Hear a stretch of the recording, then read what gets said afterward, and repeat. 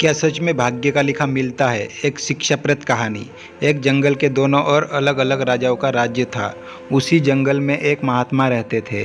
दोनों राजा उन्हें अपना गुरु मानते थे। उसी जंगल के बीच एक नदी बहती थी और उसी नदी को लेकर दोनों राजाओं के बीच तनाव और झगड़ा चलता रहता था। एक दिन की बात बिगड़ते बिगड़ते यहाँ तक आ पहुँची कि कोई दोनों राजा सुलह करने के लिए राजी नहीं था, इसलिए युद्ध तय था। दोनों राजा ने महात्मा से आशीर्वाद लेना था। जब पहला राजा महात्मा के पास पहुंचा तो महात्मा ने उससे कहा कि तुम्हारे भाग्य में जीत नहीं लगती, आगे ईश्वर की मर्जी। यह सुनकर पहले तो राजा थोड़ा चुप हुआ, लेकिन फिर उसने सोचा कि अगर हारना ही है तो पूरी ताकत से लड़ेंगे, मगर हार नहीं मानेंगे।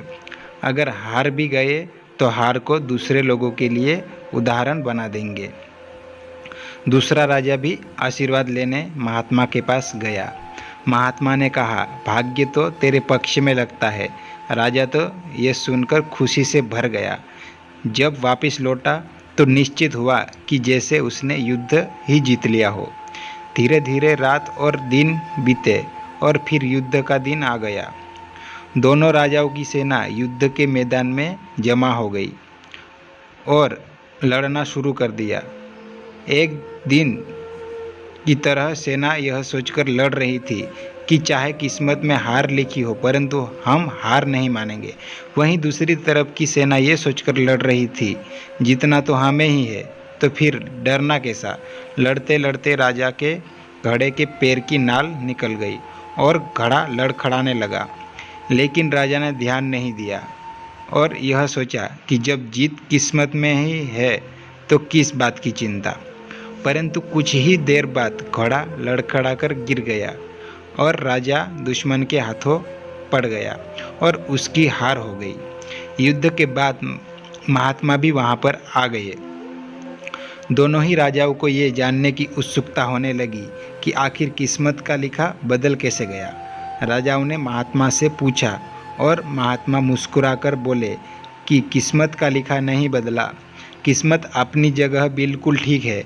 उन्होंने जीतने वाले राजा की तरफ इशारा करते हुए कहा, अब आपको ही देख लो राजन, अपनी हार के बारे में सुनकर आपने दिन रात एक कर दिया।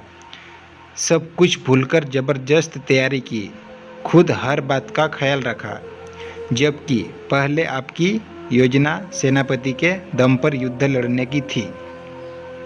फिर महात्मा ने हारने वाले राजा को कहा, आपने तो युद्ध से पहले ही जीत का जश्न मनाना शुरू कर दिया था।